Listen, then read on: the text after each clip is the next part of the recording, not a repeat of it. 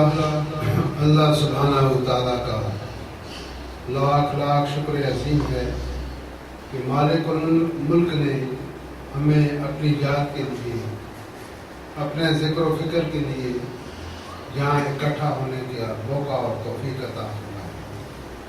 لاکھوں کروڑوں درود و سلام حضرت محمد مصطفیٰ صلی اللہ علیہ وسلم کی ذات اقدس پر، جن کے طفیل مالک الملک نے نازل فرمائے۔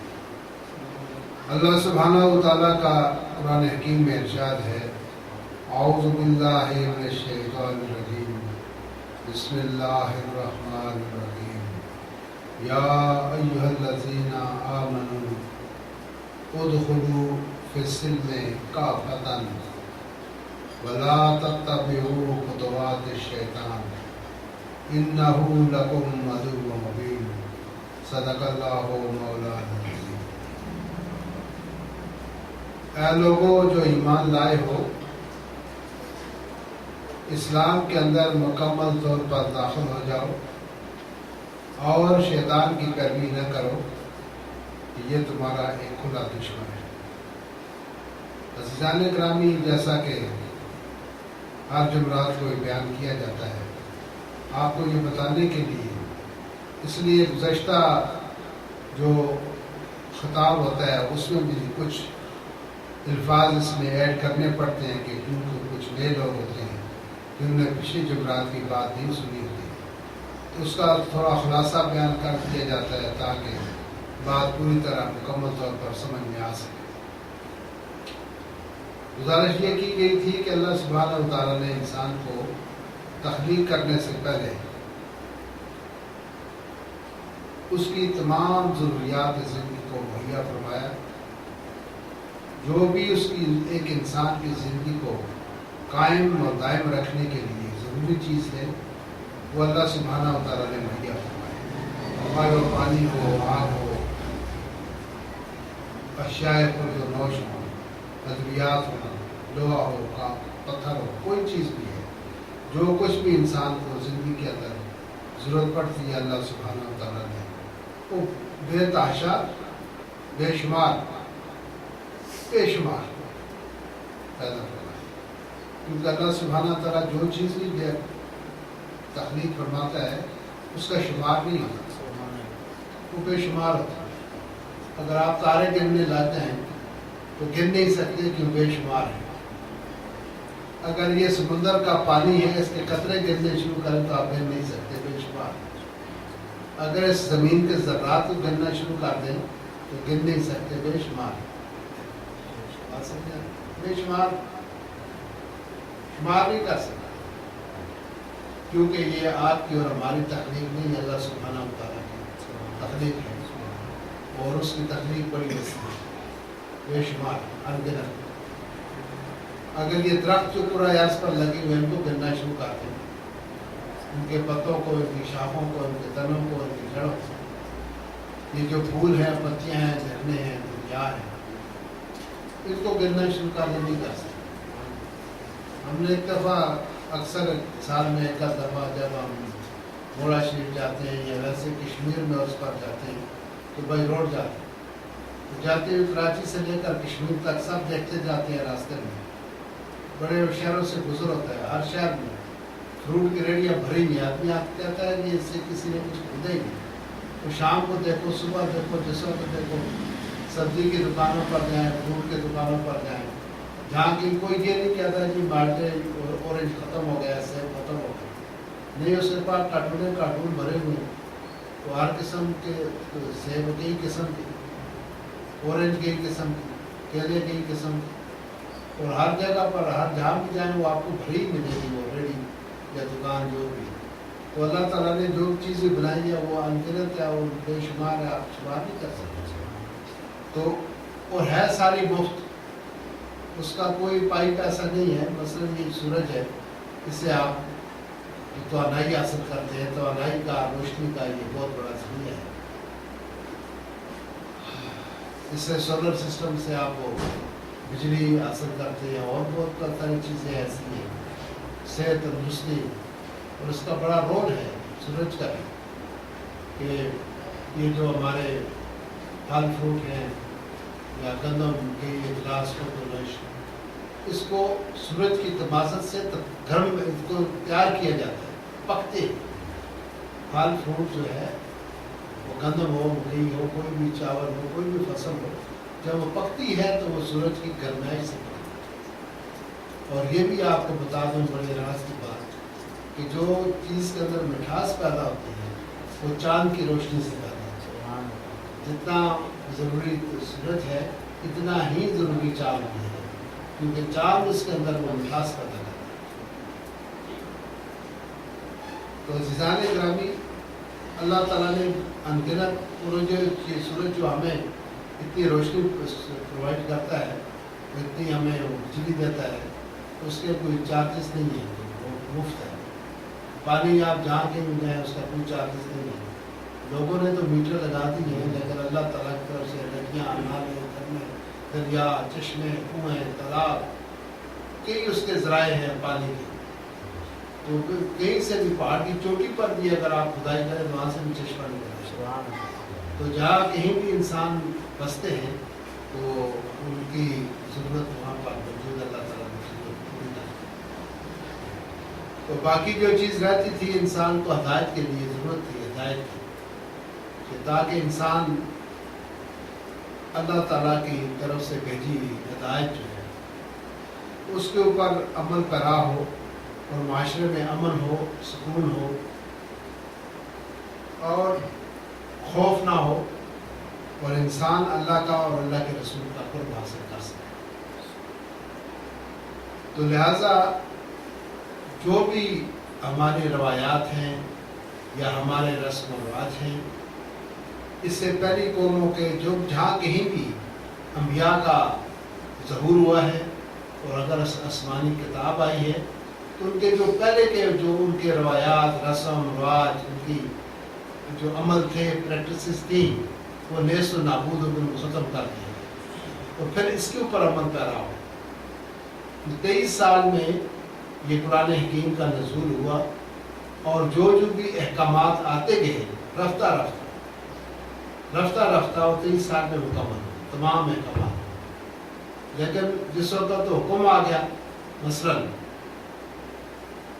شراب کا حکم آ گیا، ان الخمر رجس من عمل شیطان ہے فاجتنبوہ، یہ جو ان الخمر والمیسر رجس من عمل شیطان ہے، یہ جو جوا ہے، پانسا ہے، اس کا جو کھیل ہے، یہ شراب جو ہے یہ ممنوع ہے، منع ہے، رجس ہم شیطانی عمل ہے، اس سے اجتناب کرو۔ تو اس وقت جو لوگوں گھروں میں شراب کشید ہوتی تھی لوگ استعمال کرتے تھے، اور وہ گھڑوں کے گھڑے انہوں نے توڑ دیے اور مدینے کی نادیاں بھری جا رہی تھی شراب سے، انہوں نے اس کو ختم کر دیا، حکم آ گیا۔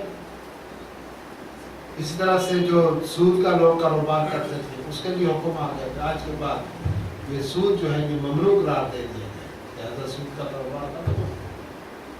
تو اس طرح سے جو چیز حلال تھی حکم آ گیا، یہ چیزیں آپ کے لیے حلال کر دی گئی ہیں، ان کو آپ اختیار کریں، یہ چیزیں حرام ہیں، ان کو چھوڑ دیں، انہوں نے چھوڑ دیا اس کی چیز کو۔ لین دین کے بارے میں حکم آ گیا کہ جو بھی آپ لین دین کرو اس کو لکھ لیا کرو، اور کوئی آدمی نہ لکھ سکے تو کوئی لکھا پڑا دے کر آفتاب جیسا آدمی اس سے لکھوا لیا کرے، اور لکھنے والا بھی دل میں گتگی نہ لائے، کچھ لکھ دیا کرے، تحریر بنا دیا کرے۔ تو جو احکام آتے گئے اللہ سبحانہ وتعالیٰ کی طرف سے، اور صحابہ اکرام نے اور اس وقت کے جو مسلمان تھے انہوں نے اس پر شروع کر دیا۔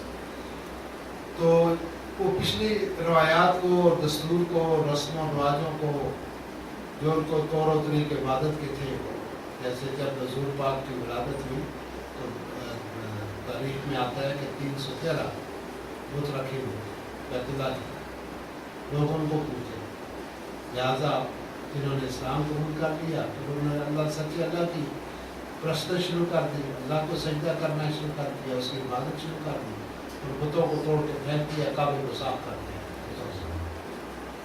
اچھا، اس وقت بھی طواف کرتے تھے، اس وقت کے لوگ بیت اللہ کا طواف کرتے ننگے ہو کر، حکم آ گیا نہیں ایک چادر آپ اپنی کمر کے ساتھ باندھیں ایک چادر اوپر اور پرانا طواف کرنا رقص کرنا منع. تو اس کا مطلب اس وقت کے جو لوگ تھے جو بھی ان کی رسم و رواج تھے ان کی جو پریکٹسز تھیں ان کو انہوں نے ختم کر دیا اور اس طریقے کو اپنا لیا جو اللہ اور اللہ کے محبوب نے ان کو بتایا اس پر عمل شروع. تو لہٰذا ضروری ہے کہ ہم قرآن حکیم کی طرف رجوع کریں اور نبی پاک صلی اللہ علیہ وسلم کی جو سنت ہے اس کی طرف متوجہ ہوں اور اس کو اپنائیں لاگو کریں اپنی ذات پر اپنے آپ پر اس کے بعد اپنی آل اولاد پر اپنے ملازموں پر سبارڈینیٹس پر اپنے اہل خانہ پر. یہ یاد رکھنا یہ بات بڑی میں عام بتا رہا ہوں یہ بڑی خاص بات ہے کہ جو آپ نے کرنا ہے اس کو پہلے اپنی ذات اسٹارٹ یہاں سے ہوتی ہے اس کو آپ اپنی ذات پر اس کا نفاذ کریں اپنے آپ پر. بات سمجھا؟ اپنے آپ پر اس کا نفاذ کریں. جب آپ کو حکم دیا گیا حکیم الصلاۃ تو آپ نماز شروع کریں. روزے کا حکم دیا گیا روزہ رکھیں. غریبوں مسکینوں یتیموں کی خدمت کا حکم دیا گیا کریں. تو آپ پہلے خود کریں اس کے اوپر عمل پیرا ہو جائیں. جب آپ عمل پیرا ہو گئے ہیں تو پھر اس کے بعد پھر آپ اپنے گھر والوں کو اپنے اہل خانہ کو یہ ہے تبلیغ اسلامی. اسلامیت یہ تھی کہ آپ کے گھر والوں کو پتہ ہی نہ ہو اور آپ جناب کہیں جی میں سوات بنیر جا رہا ہوں میں مانسرا جا رہا ہوں میں کوئٹہ بلوچستان تبلیغ کے سلسلے میں جا رہا ہوں. تو بھائی تبلیغ پر ان کو کرو اپنے گھر والوں کو کرو پہلے یہاں سے شروع کرو. آپ کہیں جانے کی ضرورت نہیں ہے. آپ اپنے مقام پر بیٹھ کر تبلیغ کر سکتے ہیں. اسلام نے جو بتایا وہ تبلیغ کا طریقہ یہ ہے. یہ نہیں کہ آپ یہاں کے رہنے والے ہیں اور آپ چلے جائیں جناب افریقہ جا رہے ہیں جی ہم تبلیغ کے لیے ساؤتھ افریقہ جا رہے ہیں نائجیریا جا رہے ہیں ہمیں تبلیغ کے لیے. نہیں بھائی جو تبلیغ آپ کرنے جا رہے ہیں سب سے پہلا کام آپ یہ کریں کہ اس کو اپنی ذات پر اس کا نفاذ کریں. اب نفاذ ہو گیا مکمل طور پر. اب جو جس کے اوپر آپ کا اپنا عمل ہے اس پر اپنے بچوں سے عمل کرائیں اپنی بیوی سے کرائیں اپنے اہل خانہ سے کرائیں اپنے چھوٹے بہن بھائیوں سے کرائیں اس کو کریں. تو پھر آپ اندازہ کر لیں کہ اگر ہم ہر آدمی اس کو دین کو خود اپنا لے اس پر عمل پیرا ہو جائے پھر اس کا وہ پورے گھر والے جو 10 12 8 9 افراد جتنے بھی ہیں وہ بھی اس پر عمل پیرا ہو جائیں پھر ساتھ پڑوسی بھی ہوگا اگلا بھی ہوگا دوسرا بھی ہوگا تیسرا بھی ہوگا. ایسے یہ دین کا نفاذ ہوگا اسلام کا نفاذ اور شریعت کا نفاذ طریقہ یہ ہے. اس کو کوئی آ کے اوپر سے گورنمنٹ کہے کہ میں ایک بڑی آپ کو چلو 4 آدمی بھی جمع ہو گئے ہیں بڑی خاص بات آپ کو بتاتا ہوں آپ کو دن کا صاحب غور سے سنیں. اللہ کا ارشاد ہے ایک جگہ آپ کی غور سے سنیں آتی اللہ و آتی الرسول اطاعت کرو اللہ کی اور اللہ کے رسول کی. وَأُولَى الْأَمْرِ مِنْكُمْ اور تم میں سے جو اول الامر ہے صاحب خبر دینے والا آدمی ہے حکم کرنے والا جس کا حکم چلتا ہے جس کے حکم کی تعمیل ہوتی ہے. اول الامر منکم یہاں اول الامر تو کہا گیا ہے لیکن آتیو کا لفظ نہیں ہے. آتیو یہ آیت تسلسل سے ہے مسلسل ہے آپ آسان ہے. آتی اللہ اطاعت کرو اللہ کی وہ آتی اور رسولہ یہاں دوبارہ اطاعت لکھنے کی ضرورت نہیں تھی کیونکہ آگے ایک بات تیسری بات تھی کا 2 دفعہ آتی کا لفظ ہے نا آتی اللہ و آتی الرسول. اگر یہی ہو جاتا آتی اللہ و رسول ہی اللہ کی اطاعت کرو اس کے رسول کی اطاعت کرو بات تو پھر بھی آتی کی ضرورت ہی نہیں تھی. تو یہ مقرر ہے ڈبل ہے آتی اللہ اطاعت کرو اللہ کی وہ آتی الرسول اور اس کے رسول کی اطاعت کرو وَأُولَى الْأَمْرِ یہاں اول الامر اول الامر جس کو امر کا حکم ہے کر دے سکتے ہیں امر جو مجاز ہے حکم دینے کا تو وہ کون مجاز ہے کیونکہ یہ تسلسل جو چل رہا ہے اس آیت کا یہ اس کے ساتھ اللہ اور اللہ کے رسول اور تیسری شخصیت وہ ہے اور وہ اول الامر وہ ہوگا جو اس دین کے اوپر قائم دائم ہوگا یہ نہیں کوئی بھی سربراہ اسلامی اسٹیٹ ہو، اسلام مسلمانوں کا ملک ہو، اس میں اگر ایک صاحب اقتدار شخص ہے تو اس کو بھی اس چیز کا پابند ہونا پڑے گا. جیسا کہ آپ دیکھتے ہیں خلفائے راشدین کا دور دیکھتے ہیں تو سیدنا ابوبکر خلیفۃ المسلمین بھی ہے، امیر المومنین بھی ہے، اور ساتھ مسجد میں خطبہ بھی دیتے ہیں، نماز بھی پڑھاتے ہیں. ایک بڑا خوبصورت آپ کو واقعہ بتاؤں. ایک دفعہ ایک شخص آیا مدینہ میں ایک شخص آیا دور دراز کسی جگہ سے، تو اس نے پوچھا کہ بھائی یہاں کوئی کھانے پینے کا انتظام، کوئی رہائش کا انتظام ہے؟ انہوں نے کہا جی ہاں، یہاں مہمان خانہ بنا ہوا ہے گورنمنٹ کی طرف سے، اسلامی ریاست کی طرف سے، اور کھانے پینے کا بھی بڑا اچھا انتظام ہے. تو اس شخص نے کھانا کھایا، بڑا لذیذ، بڑا اچھا کھانا تھا، رہائش کی جگہ بھی بڑی اچھی اس کو ملی. جب وہ کھا پی کے اپنی جگہ رہائش دے کر مطمئن ہوا تو اس نے کہا چلو نماز پڑھ لیں عشاء کی، پھر سو جائیں. تو وہ قریب کی مسجد میں گیا، اس نے نماز پڑھی، دیکھا کہ کارنر میں ایک بوڑھا شخص سوکھی روٹی پانی کے ساتھ کھا رہا. تو دیکھ کر بڑا حیران ہوا یار یہ باہر اتنا خوبصورت لنگر خانہ ہے اور اتنے اچھے اچھے کھانے ہیں اس میں، اور بڑی اچھی رہائشگاہیں ساتھ بنی ہے، اور یہ بندہ دیکھو عمر یہاں بیٹھا ہوا سوکھی روٹی کھا رہے، یہ کیا بات ہے، یہ کیا بات محسوس ہے اس میں. اور پھر واپس آیا لنگر خانے میں، آ کے اس نے پوچھا کہ اس کا جو انچارج ہے وہ کون ہے، اس کا انچارج کون ہے؟ انہوں نے کہا جی وہ کونے میں نوجوان کھڑا ہے وہ اس کا انچارج ہے. وہ سیدھا ان کے پاس پوچھا یہ لنگر کمانڈر آپ، لنگر کے انچارج آپ ہیں؟ جی نہیں. کہا یار بڑے افسوس کی بات ہے، یہاں اتنے اچھے اچھے کھانے ہیں اور وہاں مسجد میں بوڑھا بیٹھا ہوا سوکھی روٹی کھا رہے، یہ کون سا لنگر کھانا ہے، یہ کون سا انصاف ہے، کون سا عدل ہے، یہ کیا بات ہوئی؟ وہ جو نوجوان تھے وہ مسکرائے، اس مسافر کی بات سن کر وہ مسکرائے. انہوں نے کہا کہ میرا نام حسن بن علی ہے، میں سیدنا علی کا بیٹا ہوں اور میں اس لنگر خانے کا انچارج ہوں، اور جس شخص کی تم بات کر رہے ہو کہ بوڑھا سوکھی روٹی کھا رہا ہے وہاں بیٹھا ہوا، وہ اور کوئی نہیں ہے، وہ میرے بابا سیدنا علی کرم اللہ وجہہ. یہ ہے اولو الامر. شہزاد صاحب بات سمجھ آ گئی؟ اولو الامر اس کے کہتے ہیں. سیدنا عمر رضی اللہ تعالیٰ فرماتے ہیں کہ اگر فرات کے کنارے کتا بھی بھوکا مار گیا تو روز محشر میں عمر کو گریبان سے پکڑا جائے گا کہ تمہاری حکومت میں، تمہارے دور اقتدار میں یہ کتا بھوک سے کیوں مارا؟ میں اس کا جواب دے گا. اور ایک بڑی خوبصورت بات آپ کو بتاؤں، بڑی خوبصورت بات، سب بچے نوٹ کریں کہ اللہ سبحانہ و تعالیٰ کی جو بھی تخلیق ہے، جو کچھ بھی اس نے تخلیق کیا ہے، اس سے وہ پیار کرتا ہے، اس سے وہ محبت کرتا ہے. کوئی بھی آپ دیکھ لیں جو بھی اس کی تخلیق ہے وہ اس سے محبت کرتا ہے، اور اس کی محبت کا اللہ سبحانہ و تعالیٰ کی محبت نہ صرف انسانوں سے بلکہ اپنی ہر تخلیق سے، اس کو وہ پیاری ہے، اس نے کچھ پیار ہے تو اس نے بنائی ہے نا، وہ ورنہ کیا ضرورت نہیں بنا لیتا.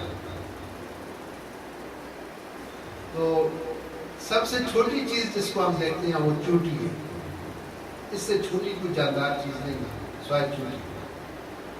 اس چوٹی سے بھی اللہ سبحانہ و تعالیٰ کو پیار ہے کیونکہ اس کا خالق بھی وہ خود ہے، اور اس نے اپنے قرآن کی ایک سورت کا نام ہی سورہ نمل رکھ دیا ہے جس کا نام ہے چوٹی.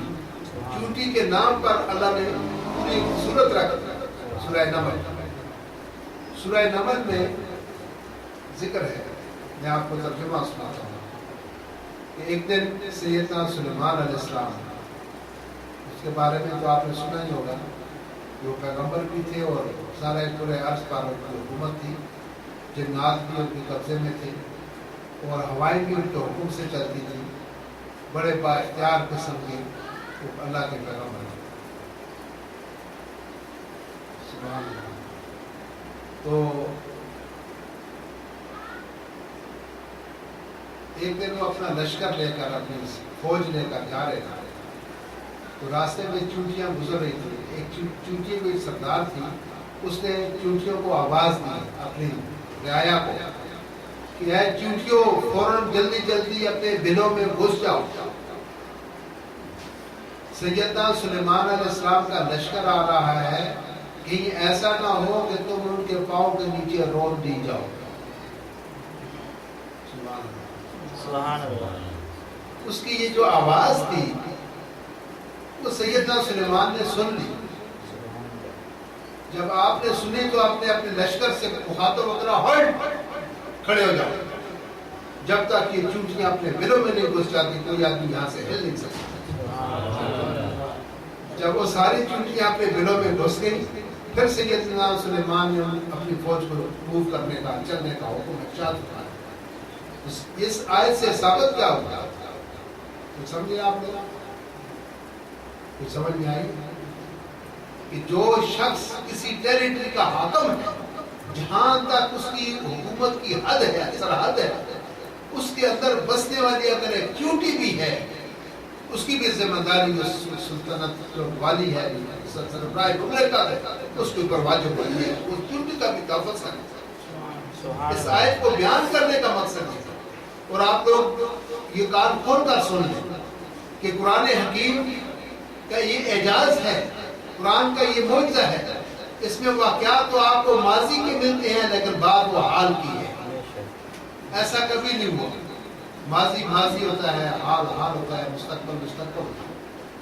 لیکن قرآن کا یہ اعجاز ہے کہ بات تو وہ ماضی کی کر رہا ہے. قرآن تو 1400 سال پہلے نازل ہوا ہے، اس کا مطلب کہ ماضی میں ہوا، آج تو نہیں ہو رہا. لیکن اس کا جو واقعہ ہے وہ آج کا ہے. اگر فرعون کا ذکر ہے، موسیٰ کا ذکر ہے، تو یہ کوئی قصے نہیں ہے. اللہ تعالیٰ کو کیا ضرورت پڑی تھی کہ قصوں کی کتاب بول کے آپ کو بھیج دیتا؟ نہیں، وہ فرعون ہمارے اندر موجود ہے. وہ فرعون آج بھی ہے، کل بھی ہوگا، اور کیا مطلب فرعون ہوگا وہ اس وقت نہیں تھا. آج جس شخص کو اقتدار مل جائے، جس کو دولت مل جائے، وہ شخص کے اندر فرعونیت پیدا ہو جاتی ہے. وہ فرعون اندر ہی ہوتا ہے انسان کے، باہر سے نہیں آتا. فرعون بھی آپ کے اندر ہے، موسیٰ بھی آپ کے اندر ہے. جس وقت انسان ہوس میں اور اقتدار میں آ جاتا ہے، دولت دنیا اس کے پاس طاقت آ جاتی ہے، تو پھر وہ منمانی کرتا ہے. منمانی کرنے والے کو فرعون کہتے ہیں. وہ اللہ کے احکام کو نہیں دیکھتا، نبی کے احکام کو نہیں دیکھتا، عدل نہیں دیکھتا، انصاف نہیں دیکھتا. وہ اپنی خواہشات کا غلام ہو جاتا ہے، وہ شیطان کا غلام ہو جاتا ہے. وہ کہتا ہے مجھ سے بہتر آدمی کوئی نہیں ہے. وہ اپنے اس دولت کے اور اقتدار کے بلبوتے پر، جس وقت یہ آپ نے بھی دیکھا وہ ہم بھی دیکھتے ہیں کہ وہ لوگ آپس سے باہر ہو جاتے ہیں، پٹری سے اتر جاتے ہیں. یہ فرعون اسے کہتے ہیں، جو شخص پٹری سے اتر جائے اس کو فرعون کہتے ہیں. اور وہ انسان کے اندر موجود ہوتا ہے. اور کچھ ایک سائڈ میں موسیٰ بھی موجود ہوتا ہے جو انسان کو اچھائی کی طرف لے کے جاتا ہے. تو جس وقت تو موسیٰ بیدار ہوتا ہے تو پھر فرعون ختم ہو جاتا ہے، وہ تہس نہس ہو جاتا ہے، اور پھر وہ انسان صراط مستقیم پر چل رہا ہے. بات سمجھ لیں. اس وقت بھی وہ لوگ ہمارے اندر موجود ہیں. اور جو یہ ہمیں پرانے واقعات، اگر سورہ یوسف کو ہی دیکھ لیں، انہوں نے کہا کہ میں نے خواب میں دیکھا کہ اذا اشرق کوكب والشمس والقمر لی ساجدین، وہ مجھے 11 ستارے، چاند اور سورج مجھے سجدہ کر رہے ہیں. تو انہوں نے اپنے بیٹے سے کہا یا بنیا لا تقصص رؤیاک لاخویک، یہ خواب اپنے بھائیوں کو نہیں بتانا. ان الشیطان الانسان عدو مبین، کہ شیطان انسان کا دشمن ہوتا ہے. بات سمجھ. تو انہوں نے، ان کے بھائیوں نے، جو 11 بھائی تھے، انہوں نے اس بھائی کے ساتھ، یوسف علیہ السلام کے ساتھ حسد کیا، حسد کیا، بغض کیا، کینہ رکھا. یہ اپنے والد کے اتنا قریب ہیں. یعقوب علیہ السلام ان کے والد تھے، یہ اتنے ان کے قریب ہیں. یہ ہر قسم کی صلاح مشورہ اپنے یوسف کے ساتھ کرتے ہیں. اور ہم 11 ہیں، ہمیں نہیں پوچھتے. تو بھائی ایسا کرو کہ یوسف کو راستے سے ہٹا دو، یا تو اس کو قتل کر دو، یا دور کہیں اس کو پھینکا. جب یہ ہوگا نہیں تو پھر اب آپ ہمیں ہی بلائے گا، ہم سے رجوع کرے گا، ہم اس کی آنکھوں کے تارے بن جائیں گے. ہمیں اپنے باپ کی قربت مل جائے. تو میں آگے دور نہیں جاتا, میں صرف بتانا یہ مقصود ہے کہ کیا وہ یوسف اور اس کے بھائیوں کے دلوں میں یہ بات تھی, تو کیا آج تک نہیں ہو رہا بھائی بھائی کے ساتھ ایسا نہیں کر رہا. مطلب واقعہ بھی اس وقت کا ہے لیکن ہے آپ کے لیے, یہ آپ کے لیے ہے. بات میری آپ کو سمجھ رہے ہیں. قرآن کا اعجاز یہ ہے کہ اس میں واقعہ تو وہ ماضی کا لکھا ہوا ہے لیکن اس کا جو نفاذ ہو رہا ہے وہ آج ہو رہا ہے. آپ کی ذات پر, مجھ پر ہوگا, ہر آدمی پر ہوگا. اور جس شخص کو اللہ سبحانہ و تعالیٰ کسی منصب پر کسی مقام پر پہنچاتا ہے تو اللہ سبحانہ و تعالیٰ اپنے اس بندے کی حفاظت بھی خود کرتا ہے. مثلا یوسف کو ہی لے لیں. یوسف علیہ السلام جب وہ عزیز مصر کے محل میں پہنچے تو اس کی جو بادشاہزادی تھی وہ آپ کے حسن پر, آپ کے جمال پر فرفتہ ہوتا. تو اس نے جب دیکھا موقع پا کر کے کوئی آدمی نہیں ہے تو اس عورت نے یوسف علیہ السلام پر اپنا جال پھینکنے کی کوشش کی. تو جب کوشش کی تو اللہ تعالیٰ نے آواز دی, اعرض عنہ, دور ہو جاؤ, اس سے بھاگ جاؤ. تو اللہ تعالیٰ نے ان کی رہبری کی, رہنمائی کی. وہ بھاگ پہ آگے آگے وہ تھے, پیچھے پیچھے وہ زلیخا تھے. بات آگے سمجھ. تو اس کا مطلب کہ وہ خدائی طاقت وہ قوت وہ یوسف کے ساتھ تھی جس نے یوسف کو اس عورت کے چنگل سے محفوظ کیا, بچایا اس کو. جب اللہ سبحانہ و تعالیٰ اپنے کسی بندے کو کسی مقام پر لے کے جانا چاہتا ہے تو اس کی وہ بچپن سے ہی, شروع سے ہی اس کی وہ حفاظت بھی وہ خود ہی کرتا ہے, وہ بندہ خود کرتا ہے. تو عزیزان گرامی, یہ حکومت اول الامر وہ ہے جو اللہ کی اطاعت کرتا ہے, اللہ کے محبوب کی اطاعت کرتا ہے. اور وہ دیکھتا ہے کہ سلیمان نے کیسی حکومت کی, عمر نے کیا کہا تھا, علی نے کیسا. علی نے سیدنا علی جب وہ سوکھی روٹی کھا رہے تھے تو اسی شخص نے جا کر ان سے پوچھا کہ جی آج اس وقت اتنا اچھا لنگر کھانا ہے اور بڑے لوگ اچھے کھا رہے ہیں, کیا آپ وہ کھانا نہیں کھاتے؟ میں کہا نہیں. کیا مجھے یہ بتائیں کہ اس ہماری سلطنت ہے عرب کی جو دنیا ہے, اس میں ہر آدمی کو گندم کی روٹی ملتی ہے؟ میں کہا جب تک ہر انسان گندم کی روٹی نہیں کھا سکتا میں کیسے کھا سکتا؟ جب تک ہر انسان جو ہے میری رعایا کا ہر فرد کم سے کم آدمی جب تک گندم کی روٹی نہیں کھائے گا میں بھی. تو عزیزان گرامی, یہ لوگ ہوتے ہیں علماء, جن لوگوں کا اللہ کے بتائے ہوئے راستے پر عمل ہوتا ہے. وہ لوگ نامزد ہوتے ہیں, عمل پیرا ہوتے ہیں, خود عمل کرتے ہیں, دوسروں کو عمل کراتے ہیں. وہی تو اولو الامر ہوتے ہیں. بات بھی سمجھ آتی ہے. ٹائم کافی ہو گیا ہے, ہم اپنے دیگر پروگرام کی طرف چلتے ہیں. وآخر دعوانا الحمدللہ رب العالمین.